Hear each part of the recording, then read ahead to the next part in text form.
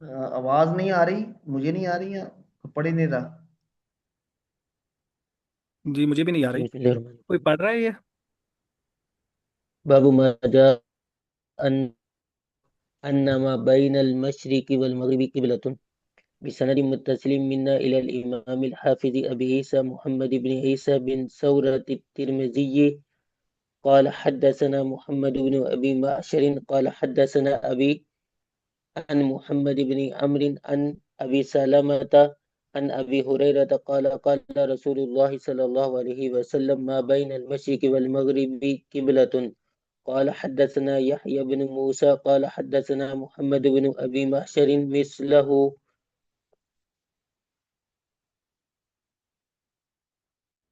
قال ابو عيسى حديث ابي هريرة قد روي عنه من غير وجه، وقد تكلم بعض أهل العلم في أبي معشر من قبل حفظه، واسمه نجيح مولى بني هاشم. قال محمد لا أروي عنه شيئا وقد روى عنه الناس. قال محمد وحديث عبد الله بن جعفر المخزمي عن عثمان بن محمد الأخنسي عن سعيد المقبوري عن أبي هريرة أقوى وأصح من حديث أبي معشر. قال حدثنا الحسن بن بكر المروزي قال حدثنا قال حدثنا معل بن منصور قال حدثنا عبد الله بن جعفر المخرمي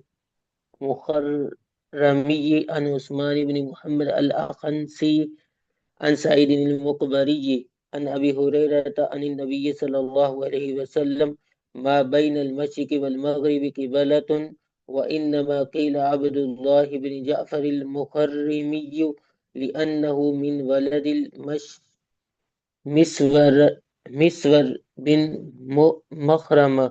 قال أبو عيسى هذا حديث حسن صحيح، وقد روي عن غير واحد من أصحاب النبي صلى الله عليه وسلم ما بين المشرق والمغرب قبل، منهم عمر بن الخطاب وعلي بن أبي طالب وابن عباس. وقال ابن عمر إذا جعلت المغرب عن يمينك والمشرق عن يسارك فيما بينهما قبلة إذا استقبلت القبلة. وقال ابن المبارك ما بين المشرق والمغرب قبلة، هذا لأهل المشرق. واختار عبد الله بن المبارك التياسر لأهل مرو.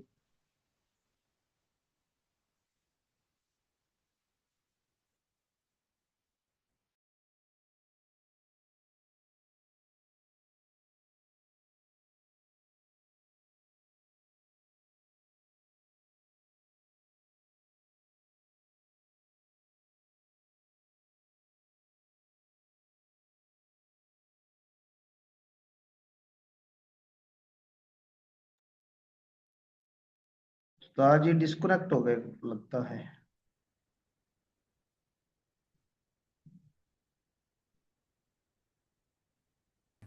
اب مینار پاکستان آپ سے مثلا مشرق کی طرف ہے تو ضروری نہیں آپ مینار پاکستان کے سیدھ میں کھڑے ہو جائیں، نہیں، مینار پاکستان مشرق کی طرف ہے تو اگر آپ سائڈ پہ، تو اگر آپ 10 گز سائڈ پہ کھڑے ہو جائیں، 10 گز اس طرف کھڑے ہو جائیں، تو بھی آپ کا رخ مینار پاکستان کی جہت کی طرف ہے۔ تو یہاں بھی ایسا ہے کہ بیت اللہ کی جہت کو پانا ضروری ہے، آئین بیت اللہ کو پانا ضروری نہیں ہے، کیونکہ وہ کافی مشکل ہو جاتا ہے دور والوں کے لیے۔ ورنہ تو دیکھو بیت اللہ میں تو بڑا آسان ہے نا، کہ جیسے ہی آپ بیت اللہ سے آگے نکلتے ہیں تو آپ اپنا رخ موڑ لیتے ہیں نا، یہی وجہ ہے کہ مسجد حرام میں گول دائرے میں لوگ کھڑے ہوتے ہیں، اور کوئی کوئی تھوڑا سا ٹیڑھا کھڑا ہوتا ہے، کوئی اس طرف کھڑا ہوتا ہے، لیکن دور والوں کے لیے آئین بیت اللہ کو پانا یہ ناممکن سا ہے۔ تو اس لیے پھر ان کا جو کعبہ ہے یا ان کا جو قبلہ ہے، وہ وہ جہت قبلہ ان کا قبلہ ہے، بالکل جو بیت اللہ کی عمارت ہے اس کو اس کی طرف منہ کرنا ضروری نہیں، بلکہ جس جہت میں وہ عمارت ہے نا، تو اس جہت کی طرف بھی اگر منہ ہو گیا تو اس کو ہے کہ اس نے بیت اللہ کی طرف منہ کر دیا۔ اور جہت میں نے بتایا 90 ڈگری کا ہوتا ہے، تو لہٰذا 90 ڈگری کے اندر اندر اگر کھڑا ہے تو وہ جہت کی طرف ہے، اور اگر وہ 90 ڈگری سے نکل گیا تو وہ جہت چھوڑ گیا نا، پھر وہ دوسری جہت کی طرف چلا گیا، اور تو اس لیے پھر اس کی نماز صحیح نہیں ہوگی۔ یہ باقیوں کو بھی سمجھ میں آیا؟ جی الحمد جی للہ۔ جی استاد جی۔ ہاں بش تو اس لیے اس کا یعنی آپ لوگوں نے اس کا اندازہ لگا بھی لیں، یعنی وہ میں تاریخیں آپ کو بھیج دوں گا اس میں، تو اس میں آپ اس تاریخ پہ اپنے گھر کے حساب سے آپ جو جہتی بیت اللہ ہے نا، آپ اس کو کر سکتے ہیں۔ مثلا میں نے جو اپنے گھر میں کیا نا، تو مجھے اندازہ ہو گیا کہ مثلا ہم جب کھڑے ہوتے ہیں، ظاہر ہے گھر تو سیدھے سیدھے بنے ہوتے ہیں نا، وہ تو جہت بیت اللہ کی طرف نہیں بنے ہوتے، تو مثلا ہمارا گھر مثلا سیدھا ہے، لیکن بیت اللہ جو آئین بیت اللہ ہے وہ تھوڑا سا ٹیڑھا ہے، یعنی ہم تو سیدھے کھڑے ہوتے ہیں کیونکہ جہت تو مغرب ہے، لیکن بیت اللہ ہم سے تھوڑا سا بائیں سائڈ پہ تھا، تو گویا کہ اگر ہمیں آئین بیت اللہ کو لینا ہو تو ہم تھوڑا سا بائیں سائڈ پہ مصلی بچھا کے کھڑے ہوں گے، ہم سیدھے کھڑے ہوتے ہیں کیونکہ مسجد ساری سیدھی جہت کی طرف بنی ہوئی ہے، تو اس لیے وہ عموماً ہوتا یہی ہے کہ لوگ جہت کی طرف ہوتے ہیں، لیکن اگر کسی آدمی کا یہ دل چاہے کہ نہیں میں بالکل عین کعبہ کو لوں، چونکہ زیادہ تر گھر میں ہی لوگ نمازیں پڑھتے ہیں یا گھر کے حساب سے زیادہ وہ اس چیز کو پاسبل بنا سکتا ہے، تو پھر وہ ان دو تاریخوں میں وہ خط معلوم کرے کہ اس خط پر بیت اللہ ہے، تو لہٰذا جو بیت اللہ کی پیمائش ہے تو اسی حساب سے گویا کہ وہ پھر عین بیت اللہ کی طرف بھی کیا کر سکتا ہے، منہ کر سکتا ہے۔ اب آگے امام ترمذی فرماتے ہیں قال ابو عیسیٰ حدیث ابی ہریرہ قد روی من غیر وجہ، کہ یہ کافی سارے طرق سے مروی ہے، وقد تکلم بعض اہل العلم، کہ بعض اہل علم نے ابو معشر کے بارے میں کلام کیا ہے، ان کے حافظے کے بارے میں، حافظے کے قبیل سے، کہ ان کا حافظہ کچھ کے ہاں درست نہیں تھا، وہ اسم اور ان کا نام نجی تھا، یہ بنو ہاشم کے مولا تھے۔ قال محمد، امام بخاری فرماتے ہیں کہ لا اروی عنہ شیء، میں ان سے کوئی روایت نہیں کروں گا یا نہیں لیتا، وقد روا عنہ الناس، لیکن لوگ ان سے روایتیں لیتے ہیں، اور وقال محمد، اور امام بخاری یہ بھی فرماتے ہیں کہ عبداللہ بن جعفر مخرمی کی حدیث ان عثمان بن محمد الخنسی ان سعید المقبری ان ابی ہریرہ اقوا و اسا من حدیث ابی معشر، تو وہ ابو معاشر کی بجائے جو دوسری سند ہے وہ اس سند کو زیادہ امام بخاری رحمہ اللہ کیا دیتے ہیں، ترجیح دیتے ہیں۔ اب آگے انہوں نے وہ دوسری سند ذکر بھی کر دی امام ترمذی نے، تو جو دوسری حدیث ہے وہ اسی سند کی ہے، یہ حسن بن بکر المروزی کی قال حدثنا معل بن منصور قال حدثنا عبداللہ بن جعفر المخرمی عن عثمان بن محمد الاخنسی عن سعید المقبری عن ابی ہریرہ عن النبی صلی اللہ علیہ وسلم قال ما بین المشرق والمغرب قبلۃ، کہ مشرق اور مغرب کے درمیان جو ہے وہ قبلہ ہے، اور کہا کہ عبداللہ بن جعفر المخرمی لأنه من ولد المسور بن مخرمہ، کہ وہ مسور بن مخرمہ کے، یہ آپ کی طرف بھی کوئی سکرین اوپر ہو رہی ہے، کہ وہ مسور بن مخرمہ کی اولاد میں سے تھے، تو اس لیے ان کو مخرمی جو ہے نا وہ کہا جاتا ہے۔ قال ابو عیسیٰ ھذا حدیث حسن صحیح وقد روی من غیر واحد من اصحاب النبی صلی اللہ علیہ وسلم ما بین المشرق والمغرب قبلۃ، یعنی وہ فرماتے ہیں یہ حدیث کافی سارے صحابہ سے مروی ہے کہ مشرق اور مغرب کے درمیان قبلہ ہیں، اس میں حضرت عمر بن خطاب، حضرت علی بن ابی طالب، حضرت ابن عباس رضی اللہ عنہما۔ اب امام ترمذی وہ مسئلہ بیان کر رہے ہیں کہ وقال ابن عمر فرماتے ہیں اذا جعلت المغرب عن یمینک، جب آپ مغرب کو دائیں طرف کر دیں اور مشرق کو بائیں طرف کر دیں، فما بینہما قبلۃ، تو ان کے درمیان قبلہ ہے، اذا استقبلت القبلہ، جب آپ قبلے کی طرف منہ کر لو۔ اور ابن مبارک فرماتے ما بین المشرق والمغرب قبلۃ ھذا لآل المشرق، وہ مشرق والوں کے لیے، واختار عبداللہ ابن مبارک التیاسر لآل مرو، یعنی جو آل مرو ہے ان کو لیے انہوں نے گویا کہ آسانی جو ہے نا وہ گویا کہ کر دی ہے، تو وہ اصل میں نا ابن مبارک جو ہے، یہ مرو جو ایک شہر تھا، جو وہ ان کے باشندے تھے، تو کہتے ہیں وہاں سے مدینہ منورہ جو تھا وہ مشرق جنوب میں تھا، یعنی تھوڑا سا مشرق اور جنوب درمیان میں تھا، اس اعتبار سے وہ اپنا اس کا گویا کہ بیان فرما رہے۔ یہ سمجھ میں آ گیا؟ تو دیکھو یہ جو ابن مبارک کا قول ہے نا، ابن عمر رضی اللہ عنہ کا قول، اس کا بھی یہی مطلب ہے کہ جب آپ مغرب کو دائیں طرف کر دو اور مشرق کو بائیں طرف کر دو تو درمیان میں قبلہ ہے۔ یہ جو جملہ ہے نا اذا استقبلت القبلہ، یہ ویسی وضاحت کے لیے اصل میں کہنا یہ چاہتے ہیں کہ آپ جہت کی طرف کھڑے ہو جائیں، جیسے مثلا ہم جب کھڑے ہوں گے تو اگر عبداللہ بن عمر رضی اللہ تعالیٰ کا قول ہمارے حساب سے کریں تو ہم یہ کہیں گے کہ جب آپ جنوب کو دائیں طرف بائیں طرف کر دیں اور شمال کو دائیں طرف کر دیں تو درمیان میں آپ کا قبلہ ہے، یعنی وہ مغرب والا جو ہے نا وہ آپ کا قبلہ ہے، تو یہ اس طرح سے، تو یہ یعنی اس پوری جہت کو دراصل یہ لوگ بیان کر رہے ہیں ان الفاظ میں۔ جی آگے۔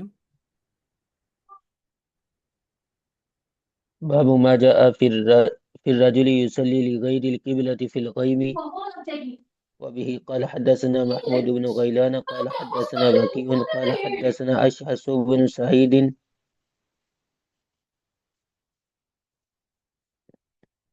قال سمان عن عاصم بن عبيد الله أن عبد الله بن عامر بن ربيعة عن أبيه قال كنا مع النبي صلى الله عليه وسلم في سفر في ليلة مظلمة فلم ندر أين القبلة فصلى كل رجل منا على حياله فلما أصبحنا ذكرنا ذلك للنبي صلى الله عليه وسلم فنزل فأينما تولوا فسمى وجه الله. قال أبو عيسى هذا حديث ليس إسناده بذاك لا نعرفه إلا من حديث أشعث السمان وأشعث بن سعيد وأبو الربيع السمان يضعف في الحديث وقد ذهب أكثر أهل العلم إلى هذا. قالوا إذا صلى في الغيم لغير القبلة ثم استبان له بعدما صلى أنه صلى لغير القبلة فإن صلاته جائزة وبه يقول سفيان وابن المبارك وأحمد وإسحاق. शाबाश। ये जो तारीखें हैं ये 27-28 मई आपने जहन में रखना है। 27-28 मई इन दो दिनों में किसी दिन में ये ऐलान आ जाता है कि वो बैतुल्लाह के ऊपर होता है। और दूसरा 15 या 16 जुलाई। तो इन दो तारीखों में ऐसा होता है कि दोपहर को चूंकि सूरज सफ़र करता है ना, तो सफ़र करते हुए वो उन दिनों में वो बिल्कुल जब वो दोपहर का टाइम होता है तो वो बिल्कुल ऊपर होता है, बैतुल्लाह के ऊपर होता है जवाल के टाइम में।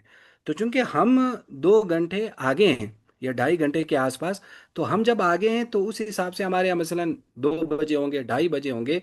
तो उस वक्त जब हम कोई चीज़ खड़ी करेंगे तो उसका साया ज़ाहिर है मशरिक की तरफ होगा।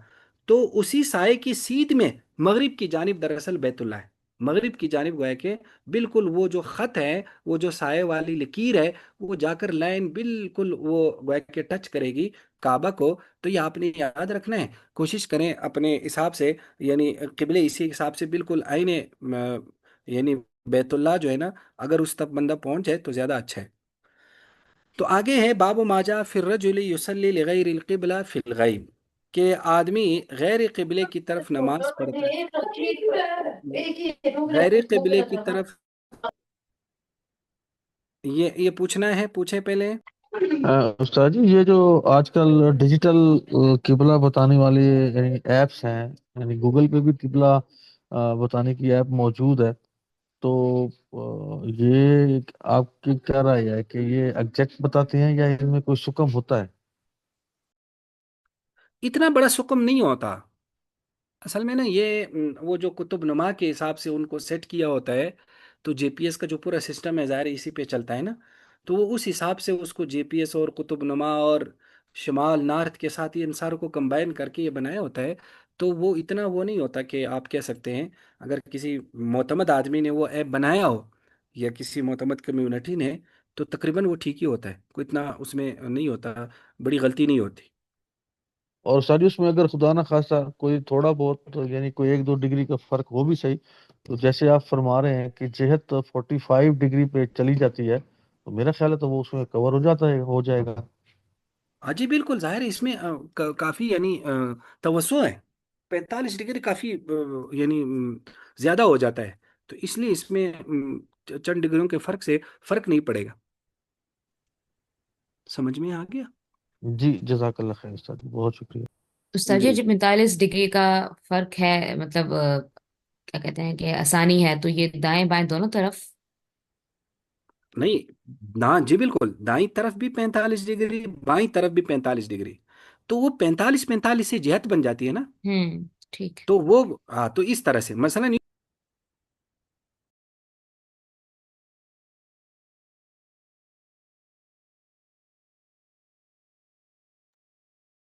डिस्कनेक्ट हो गए फिर उस्ताद जी।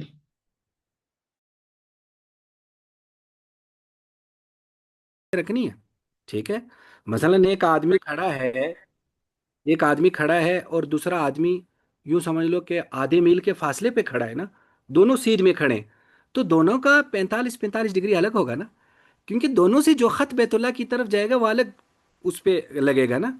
तो लिहाजा जरूरी नहीं कि जो आधा मील इधर खड़ा है اور جو بالکل سیدھ میں اس کے کھڑا ہے تو دونوں کا 45 ڈگری ایک ہو جائے، ایسا نہیں ہے۔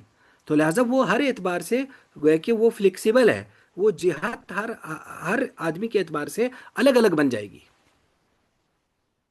یہ وضاحت سمجھ میں آ رہی یا نہیں آ رہی؟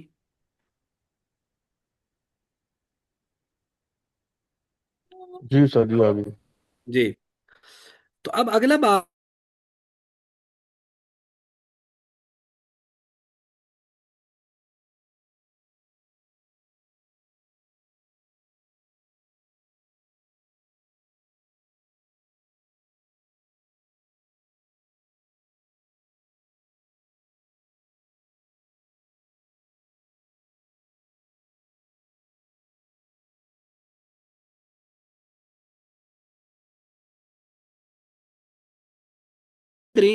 اپنے سامنے کی جانب نماز پڑھی، یعنی حیالی کا مطلب ہوتا ہے ہر آدمی نے اپنی جہت کی طرف نماز پڑھی، جس کا جو جس طرف سمجھ گیا کہ اس طرف قبلہ ہے۔ پھر کیا ہوا؟ فرمایا فلما اسبحنا، جب ہم نے صبح کر دی، ذکرنا ذالک للنبی صلی اللہ علیہ وسلم، تو ہم نے نبی علیہ الصلوۃ والسلام کے سامنے اس کا ذکر کیا، تو آپ علیہ السلام نے فنزلت، تو یہ آیت اتری، فَأَيْنَمَا تُوَلُّوا فَثَمَّ وَجْهُ اللَّهِ، کہ تم جس طرف بھی تم نے منہ پھیرو گے تو تم اللہ کو وہاں پاؤ گے۔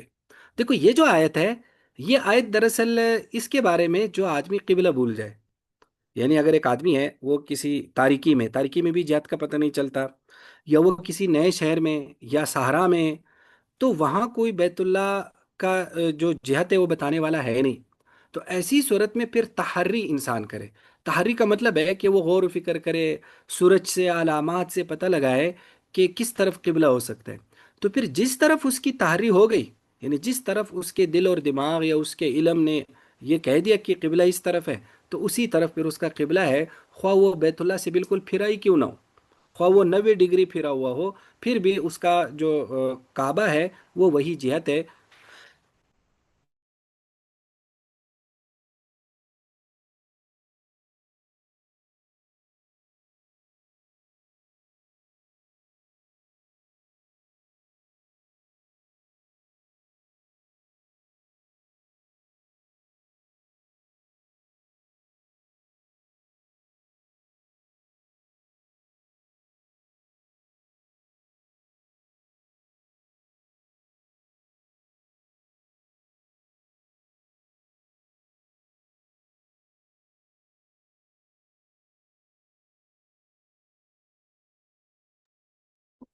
میری آواز آ رہی ہے؟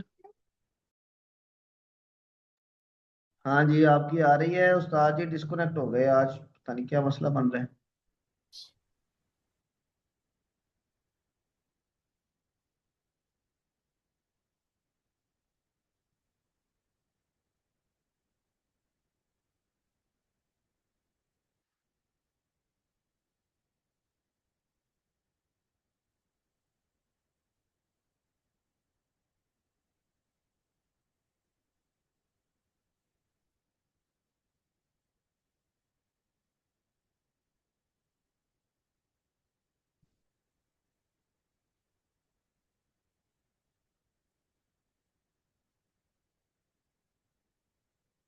ڈسکنیکٹ ہو گئے ہیں پھر، اللہ رحم کرے۔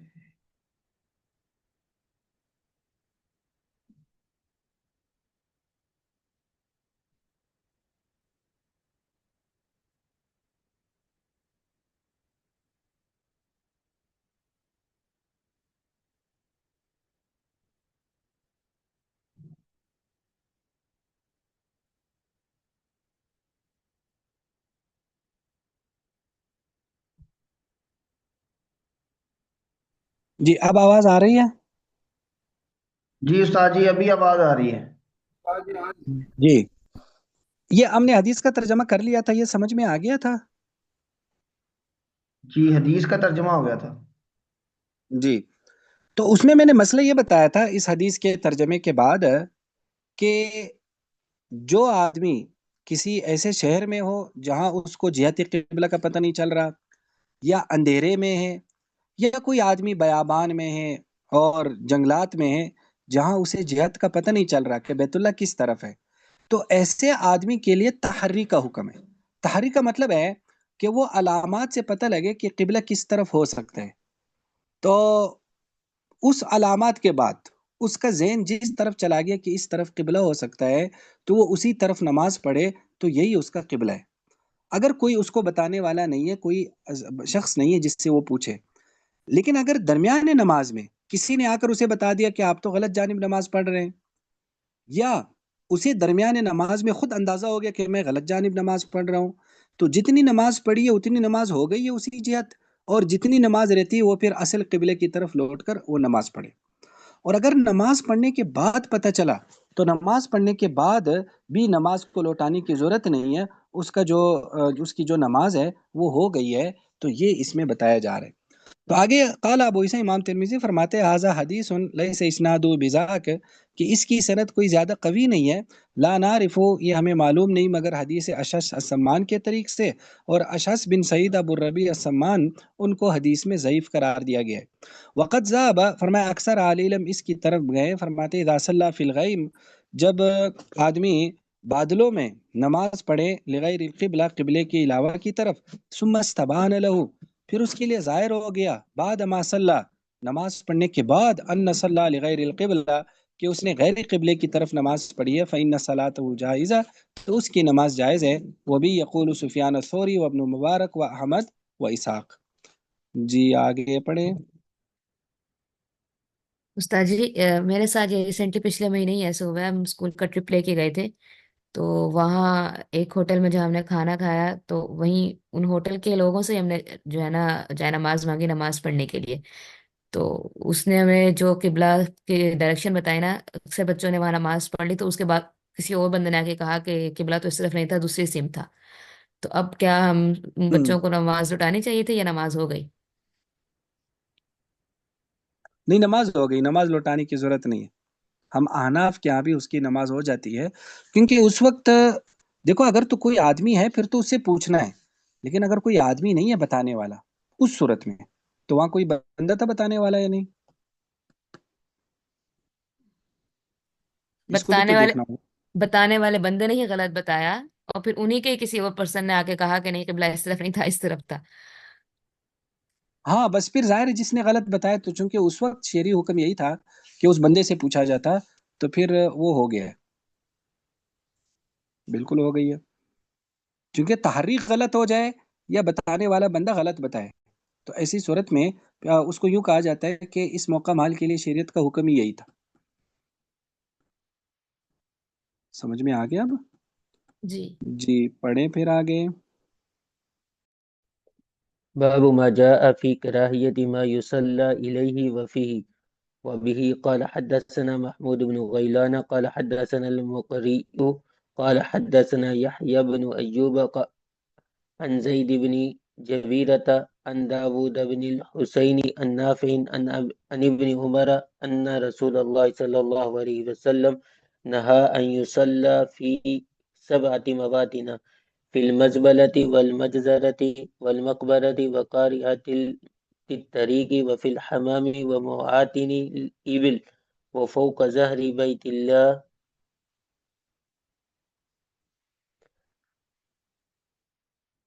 قال حدثنا علي بن حجر قال حدثنا سويد بن عبد العزيز عن زيد بن جبيرة عن داود بن حسين النافع عن ابن عمر عن النبي صلى الله عليه وسلم بمعناه ونحوه.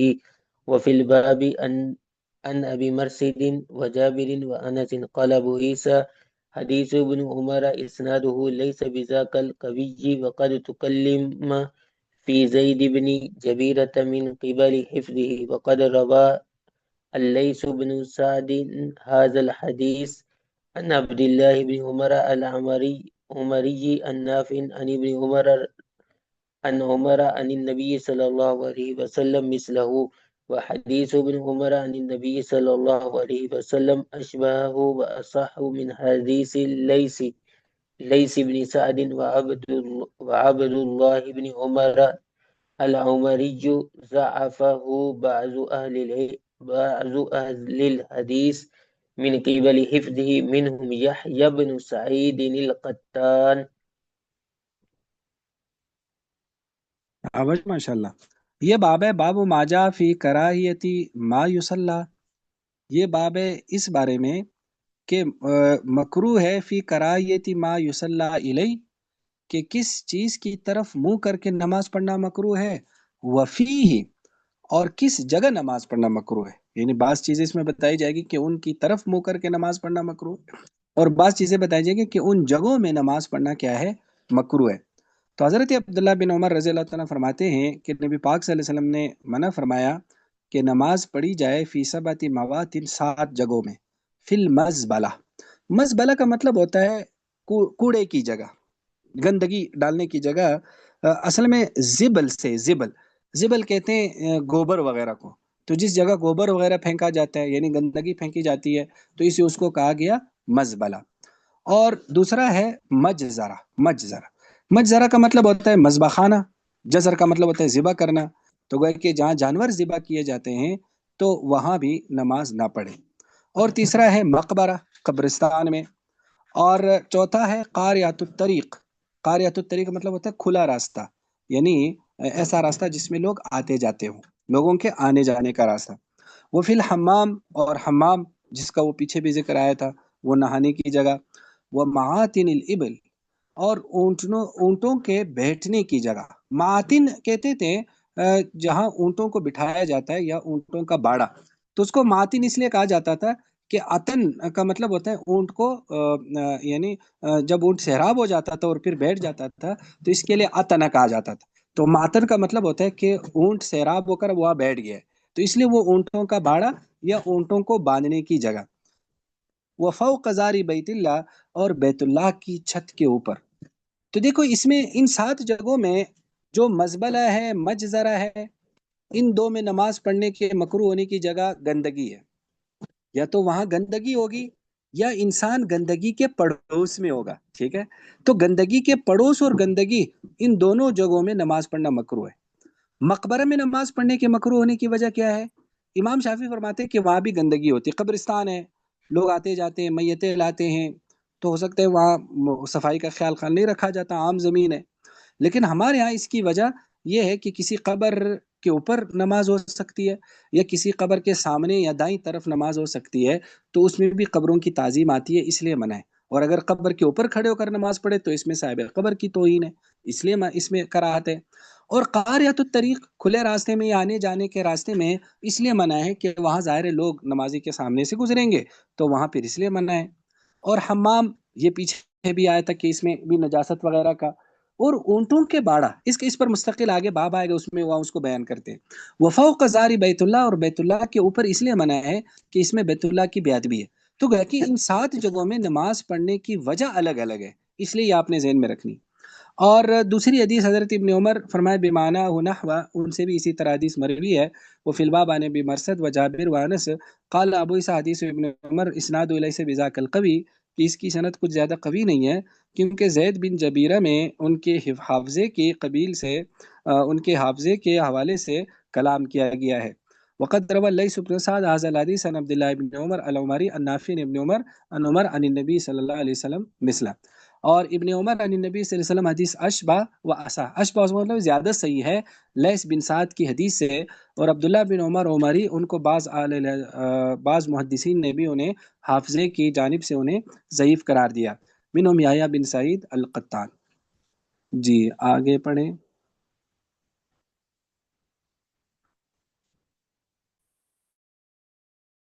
باب ما جاء في الصلاة في مرابض الغنم وأعطان الإبل. وبه قال حدثنا أبو كريب قال حدثنا يحيى بن آدم عن أبي بكر بن عياش عن هشام عن ابن سيرين عن أبي هريرة قال قال رسول الله صلى الله عليه وسلم صلوا في مرابض الغنم ولا تصلوا في أعطان الإبل. وبه قال حدثنا أبو كريب قال حدثنا يحيى بن آدم عن أبي بكر بن عياش عن أبي حصين عن أبي صالح عن أبي هريرة رضي الله عنه عن النبي صلى الله عليه وسلم بمثله وبنحوه. وفي الباب عن جابر بن سمرة والبراء وصبرة بن معبد الجهني وعبد الله بن مغفل وابن عمر وأنس. قال أبو عيسى وحديث أبي هريرة حديث حسن صحيح وعليه العمل عند أصحابنا وبه يقول أحمد وإسحاق. وحديث أبي حصين عن أبي صالح عن أبي هريرة عن النبي صلى الله عليه وسلم حديث غريب ورواه إسرائيل عن أبي حصين عن أبي صالح عن أبي هريرة موقوفا ولم يرفع. واسم أبي حصين عثمان بن عاصم الأسدي. وبه قال حدثنا محمد بن بشار قال حدثنا يحيى بن سعيد عن شعبة عن أبي التجاح الزباعي عن أنس بن مالك أن النبي صلى الله عليه وسلم كان يصلي في مرابز الغنم. قال أبو عيسى هذا حديث صحيح وأبو التجاح اسمه يزيد بن حميد.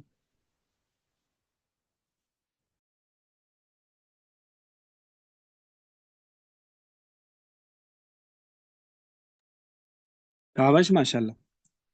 तो ये बाब है, बाबू माजा फी सलाती फी मराबिजिल गनम, के ऊँटों के बाड़े में व आतानिल इबल, और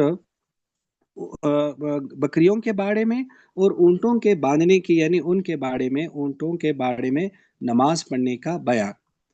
तो हज़रत अबू हुरैरा रज़ी अल्लाह ताला फरमाते हैं कि नबी अलैहिस्सलातु वस्सलाम ने फरमाया कि सल्लू फी मराबिजिल गनम, बकरियों के बाड़े में नमाज पढ़ा करो, वला तुसल्लू फी आतानिल इबिल, लेकिन ऊँटों के बाड़े में नमाज ना पढ़ा करो। देखो, हमारी जो उर्दू ज़ुबानें या बाकी जो ज़ुबानें हैं वो काफ़ी उनका दामन तंग है, वो हर एक के लिए अलग अलग अल्फाज वज़ा नहीं करते, लेकिन ज़ाहिर है अरब लोग तो अल्फाज के एतबार से बहुत अमीर है ना, तो इसलिए उनके यहाँ तो एक एक चीज़ के कई कई नाम हो सकते हैं, वरना हर चीज़ के लिए अलग अलग नाम रखना तो अरबी की तो ये एक फसाद और बलागत है। तो इसलिए हम तो दोनों का बाड़ा कहेंगे, लेकिन हो सकता है बहुत ही अदबी उर्दू में दोनों में अलग अलग अल्फाज भी हो, लेकिन उमूमी अवामी उर्दू में कोई ज़्यादा फ़र्क नहीं किया जाता। लेकिन अरबों में वो बकरियों के बांधने के लिए अलग लफ्ज़, ऊँटों के लिए अलग लफ्ज़, और हर जानवर के जो जिनको वहाँ बांधा जाता है तो सबके लिए अलग अलग अल्फाज। आगे उन्होंने उसकी दूसरी सनद बयान कर दी। फिर मैं वफिल बाब अन जाबिर इब्न समूरा वल बरा व सबूरा बिन माबद अल जुहनी व अब्दुल्लाह बिन मुगफ्फल व इब्न उमर व अनस रज़ियल्लाहु अन्हुम। क़ाल अबू ईसा इमाम तिर्मिज़ी फरमाते हदीस अबी हुरैरा हदीसुन हसनुन सहीहुन, और इसी पर अमल है हमारे असहाब क्या, ये अहमद इसाक का कौल है। व हदीस अबी हुसैन अन अबी सालिह अन अबी हुरैरा अन नबी सल्लल्लाहु अलैहि वसल्लम हदीसुन गरीबुन, यानी इसमें गराबत है कि उसको इसराइल ने नबी हुसैन नबी सालिह नबी हुरैरा मौकूफ वलम यरफा, उन्होंने इनको गोया के मरफू बयान नहीं किया, यानी बाज़ों ने इनको हज़रत अबू हुरैरा का कौल करार दिया मौकूफ, और बाज़ों ने इसको मरफू यानी नबी अलैहिस्सलातु वस्सलाम का फरमान करार दिया। वो इसमें अबी हुसैन उस्मान बिन आसिम अल असदी। और दूसरी हदीस है कि हज़रत अनस बिन मालिक फरमाते हैं कि नबी पाक सल्लल्लाहु अलैहि वसल्लम नमाज पढ़ा करते थे फ़ी मराबिज़िल गनम, बकरियों के बाड़े में। क़ाल अबू ईसा हाज़ा हदीसुन हसनुन सहीहुन व अबू तय्या, और अबू तय्या का नाम है यजीद बिन हुमैद। देखें, ऊँटों के बाड़े में और बकरियों के बाड़े में नमाज पढ़ने में फ़र्क रखा गया है, तो क्या दोनों में फ़र्क है या नहीं? तो हम अहनाफ तो ये फरमाते हैं कि फ़र्क नहीं है, ये देखा जाएगा कि वो जगह नमाज पढ़ने के काबिल है या नहीं। अगर तो उस जगह पाक है नमाज पढ़ने के लिए, उसके शराइत पर जगह पूरा उतरती है, तो फिर ख्वाह वो ऊँटों का बाड़ा हो ख्वाह वो बकरियों का बाड़ा हो, उधर नमाज पढ़ सकते हैं। लेकिन इमाम अहमद रहमतुल्लाह फरमाते हैं कि नहीं, फ़र्क है, लिहाजा इस हदीस के मुताबिक बकरियों के बाड़े में पढ़ सकते हैं, ऊँटों के बाड़े में नहीं पढ़ सकते। लेकिन जमहूर उसको यूं कह देते हैं कि दरअसल ऊँटों के बाड़े में जो मना किया गया था, इसकी ये जो मना है, जो नहीं है, ये एक इरशादी नहीं है। इरशादी से मुराद ये है कि शफकत के तौर पर आप अलैहिस्सलातु वस्सलाम ने मना किया। शफकत कैसे? कि इसमें ऐसा है कि जो ऊँट है ये ज़ाहिर है बड़ा एक सरकश जानवर भी है और कवि जानवर भी है, तो अगर इंसान वहाँ नमाज पढ़ेगा तो आइन मुमकिन है कि ऊँट पर किसी वक्त भी एक ख़ास, जो ऊँटों पे मस्ती आती है, एक ख़ास उस पर हालत तारी होती है, उस पर वो हालत तारी हो जाए तो उस आदमी को नुकसान पहुंचा सकता है। तो इसलिए उसके शरारत के अंदेशे की वजह से आप अलैहिस्सलातु वस्सलाम ने इसमें क्या किया गया है, منع کیا ہے۔ یہ بعض علماء اس کو یوں کہہ دیتے ہیں کہ دراصل اس زمانے میں جو اونٹوں کے بٹھانے کی جگہ ہوتی تھی تو ظاہر ہے اونٹ تو کافی بھاری جانور ہے، تو وہ جب بیٹھتا تھا تو ان جگہوں میں کافی جو ہے نا اونچ نیچ ہوتی تھی، سیدھی جگہ ہوتی ہی نہیں تھی، وہ اس کے اپنے بوجھ تلے اس نے اس جگہ کو کافی گویا کہ اس میں کھڈے سے ہوتے تھے، تو اس میں نماز پڑھنے کی گویا کہ جگہ ہی نہیں ہوتی تھی تقریباً۔ تو گویا کہ وہ ایک صورت واقعہ آپ علیہ السلام نے بیان کی کہ یہ جو اونٹوں کے باڑے ہیں یہاں نماز نہیں پڑھی جا سکتی، تو لہٰذا اگر کوئی اونٹوں کا ایسا باڑا ہو جو اس طرح کے اس میں بالکل یعنی سیدھی ہو، اس میں اتنے بڑے بڑے کھڈے نہ ہو کہ اس میں انسان کھڑا نہ ہو سکتا ہو، سجدہ نہ کر سکتا ہو، پھر وہاں کر سکتا ہے، تو گویا کہ اس اعتبار سے کہا گیا ہے۔ اور بعض لوگ کہتے ہیں کہ اس کی ایک وجہ یہ ہو سکتی ہے کہ اونٹ کا جو باڑا ہوتا تھا وہ زیادہ تر سارا ہی نجس ہوتا تھا، کیونکہ اونٹ کافی بڑا جانور ہے تو اس کا پیشاب بھی زیادہ ہوتا ہے، اور جب وہ پیشاب کرتا ہے تو اس کی چھینٹیں بھی دور دور تک جاتی ہیں، تو اس لیے اس میں پاک جگہ گویا کہ تلاش کرنا یا پاک جگہ کو پانا ایک کافی گویا کہ مشکل کام ہے۔ لیکن اس کے برخلاف بکریوں کے باڑے میں ایسی کوئی یہ ساری باتیں نہیں ہیں، تو اس لیے بکریوں کے باڑے میں تو نماز پڑھنے کی اجازت دی گئی ہے، اونٹ میں نہیں۔ تو گویا کہ اصلاً اونٹ کے باڑے میں بھی نماز پڑھ سکتے ہیں اگر یہ وجوہات نہ ہو، تو اگر یہ وجوہات بکریوں کے باڑے میں پائی جائیں تو پھر وہاں بھی نماز نہیں پڑھ سکتے۔ تو اس لیے جمہور اس طرح سے فرق نہیں کرتے کہ کوئی اونٹوں کی وجہ سے منع نہیں ہے، یعنی اصل میں جگہ کا اعتبار ہوگا، لیکن امام احمد حدیث کے ظاہر کو دیکھتے ہوئے دونوں میں فرق کرتے ہیں۔ یہ بات آپ سمجھ میں آ گئی؟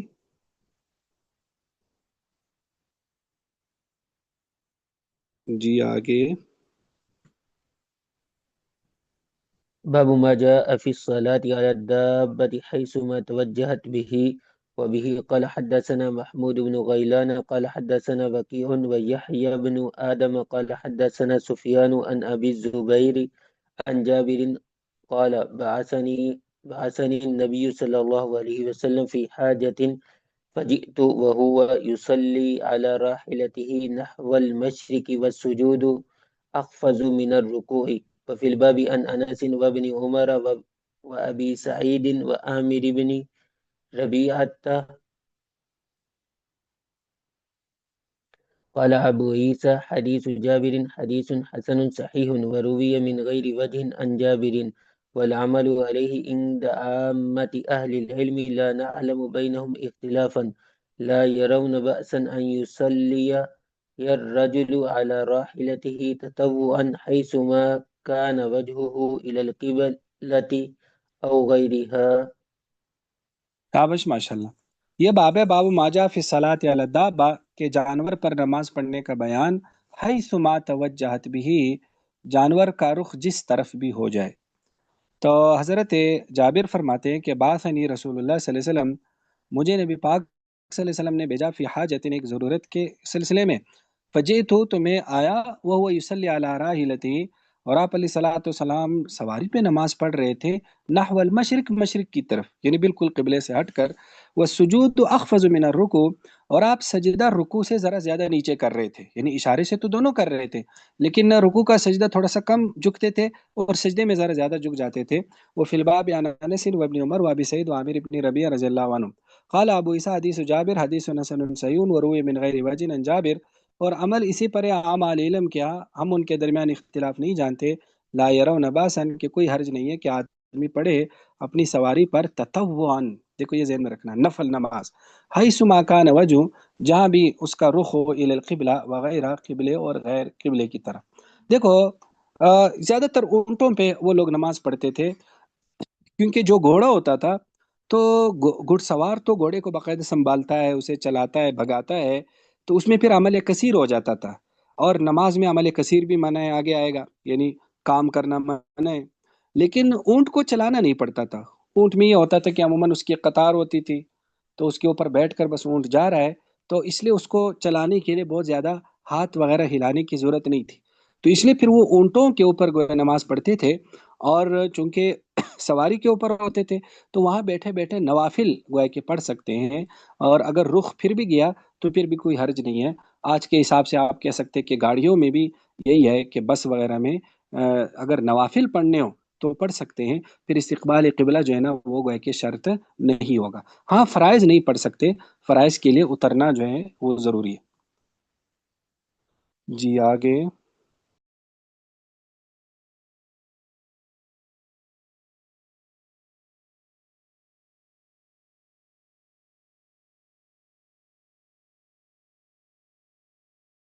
باب ما جاء في الصلاة إلى الراحلة.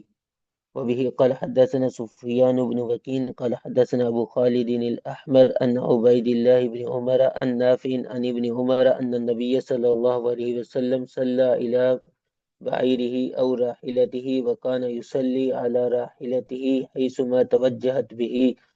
قال أبو عيسى هذا حديث حسن صحيح، وهو قول بعض أهل العلم لا يرون بالصلاة إلى البعير بأسا أن يستتر به.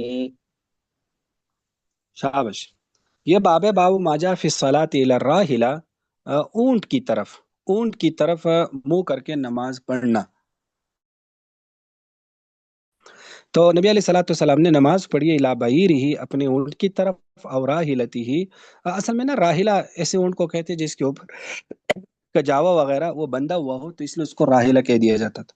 وکان یصلی علی راحلتی، آپ بھی اپنے راحلہ پہ نماز پڑھتے تھے، حیث ما توجہت بھی، جہاں بھی اس کا رخ ہوتا۔ قال ابو عیسیٰ ھذا حدیث حسن صحیح، اور یہی بعض اہل علم کا قول ہے کہ کوئی حرج نہیں نماز کی الی البعیر، اونٹ کی طرف، باسن کوئی حرج نہیں ہے، ان یستتر به، کہ اسے سترہ بنائے۔ دیکھو اس کا باب اس لیے امام ترمذی نے ذکر کیا چونکہ اونٹوں کے باڑے میں نماز پڑھنے سے منع کیا گیا ہے، تو شاید کسی کے ذہن میں کہ اس کو سترہ بھی نہیں بنا سکتے، تو فرمایا کہ نہیں، اس کو سترہ بنانے میں کوئی حرج نہیں ہے۔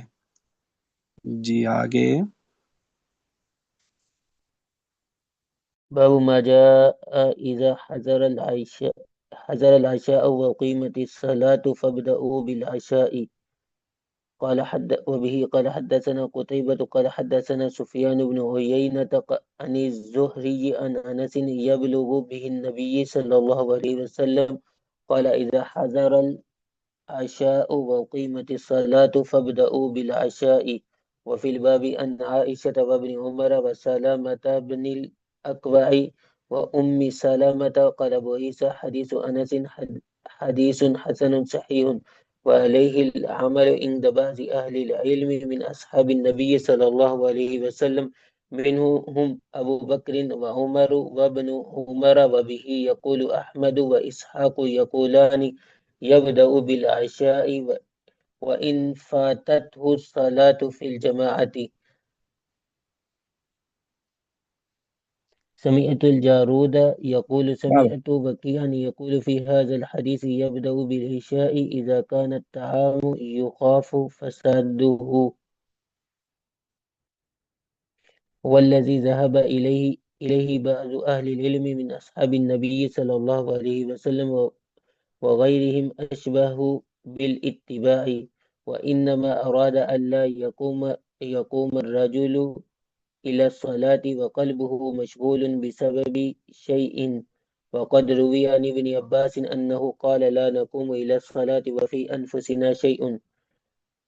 وروي عن ابن عمر عن النبي صلى الله عليه وسلم أنه قال إذا وضع العشاء وأقيمت الصلاة فابدأوا بالعشاء. قال وتعشى ابن عمر وهو يسمع قراءة الإمام. وبه قال حدثنا هناد قال حدثنا عبدة عن عبيد الله النافع عن ابن عمر رضي الله تعالى عنه.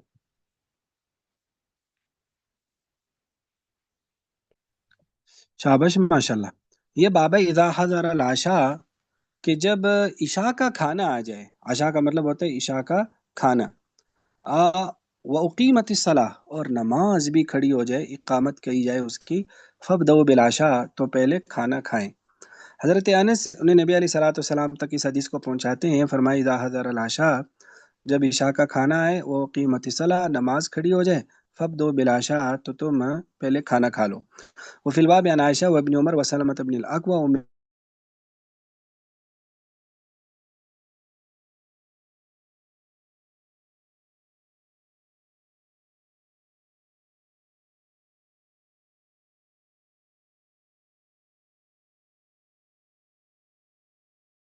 کھانے سے شروع کریں گے اگرچہ جماعت کی نماز فوت ہو جائے۔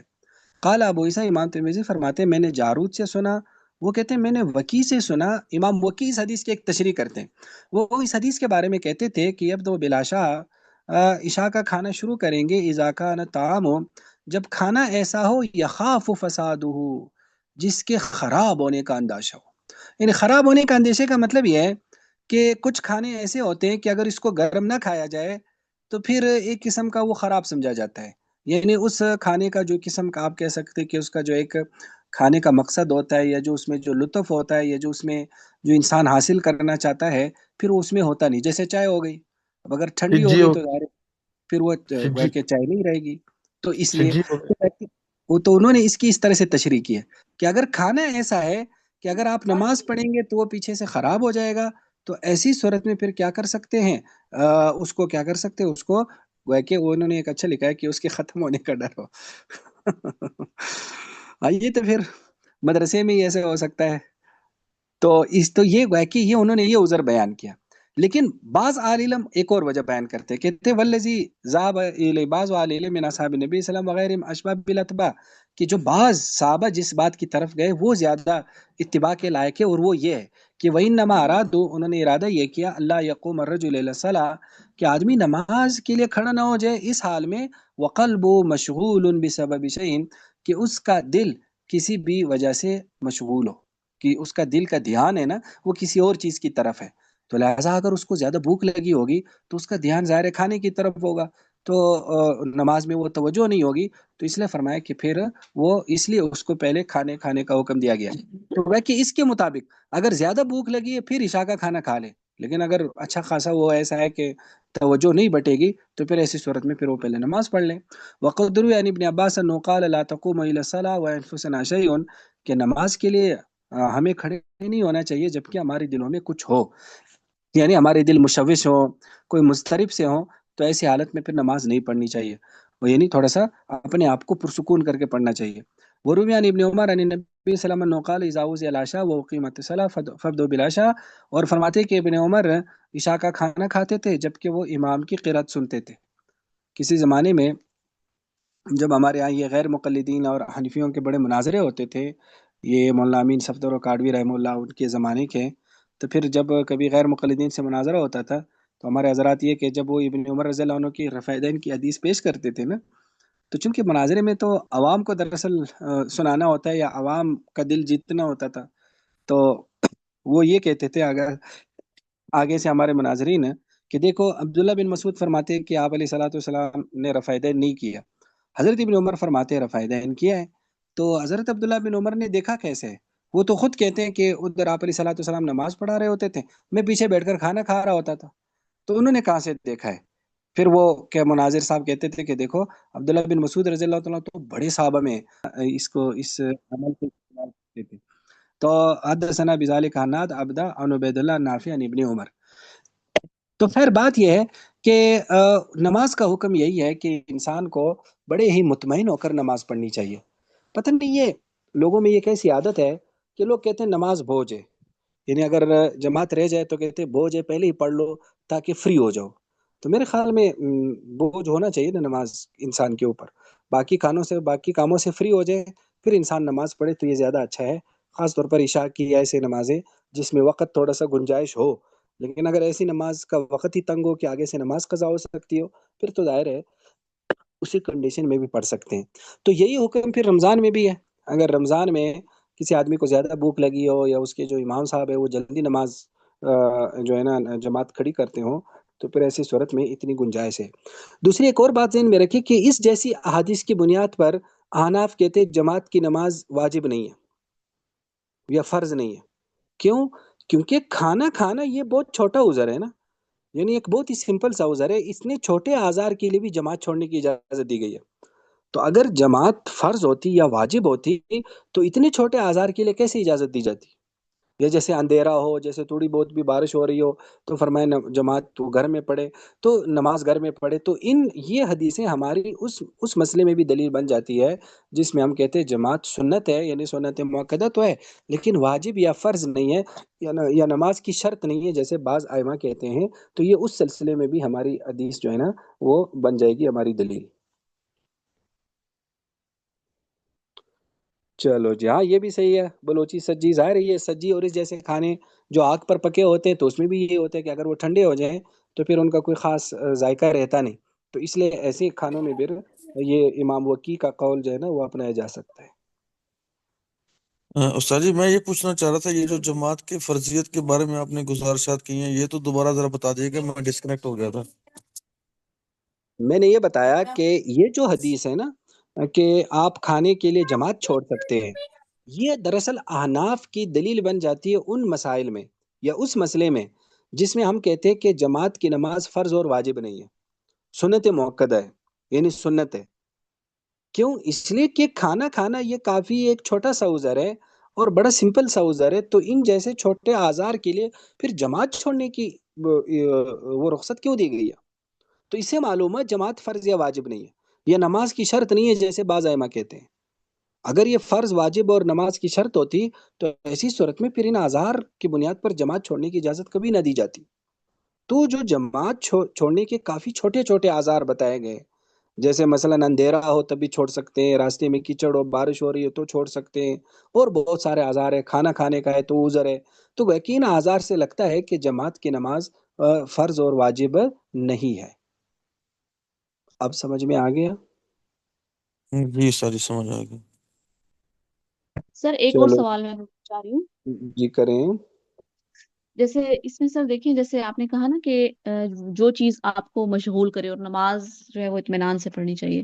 تو جیسے اب یہ تو جماعت کا ہے، لیکن جیسے خواتین گھر پہ نماز پڑھتی ہیں اور اول وقت میں نماز پڑھنا افضل ہوتا ہے، لیکن بعض اوقات آپ تھکے ہوئے ہوتے ہیں زیادہ، یا کوئی کام ایسا کہ یا کبھی تو ایسا بھی ہوتا ہے کہ کھانا کھا کے فوراً بعد ایسی سستی بھی آتی ہے کہ آپ اسی وقت نماز پڑھیں تو آپ کا وہ دھیان اور وہ نہیں ہوتا.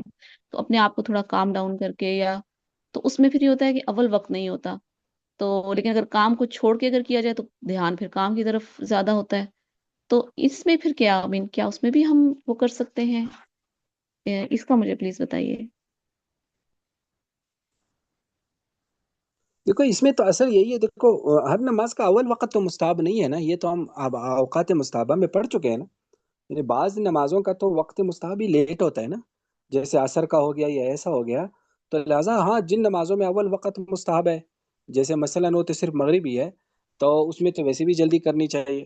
تو اس میں اصل میں جو نماز کا وقت مستحب ہے نا اس میں کئی چیزیں میٹر کرتی ہیں. ہم نے اس وقت بھی کچھ چیزیں وہاں پڑھی تھی کہ اس میں مثلا اگر جماعت سے پڑھ رہے ہو تو کیا تکثیر جماعت اس میں ہو رہی یا نہیں ہو رہی، اور اسی طرح یہ بہت ساری. تو اس میں یہ چیز بھی میٹر کرے گی کہ جو ہے نا اس کا وقت کون سا ہے، یعنی کس کنڈیشن میں انسان ہے.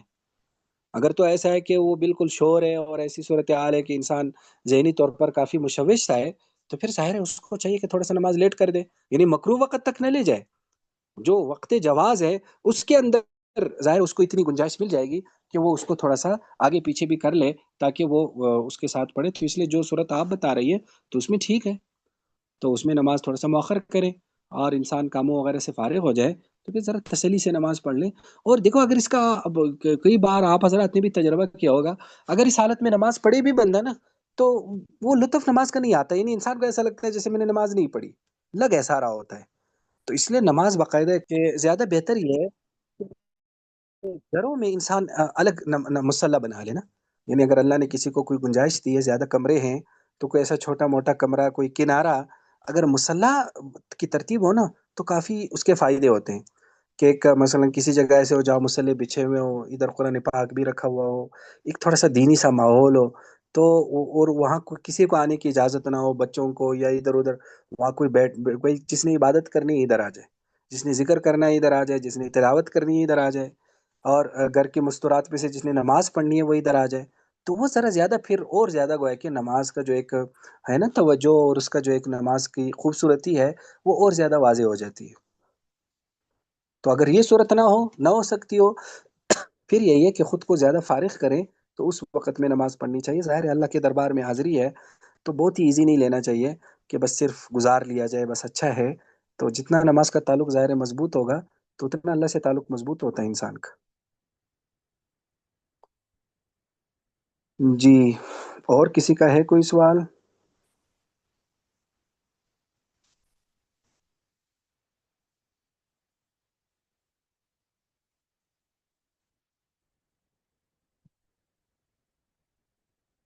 یہ آج اتنا کافی ہے پھر. جی استاد جی. کوئی سوال تو نہیں ہے کسی کا؟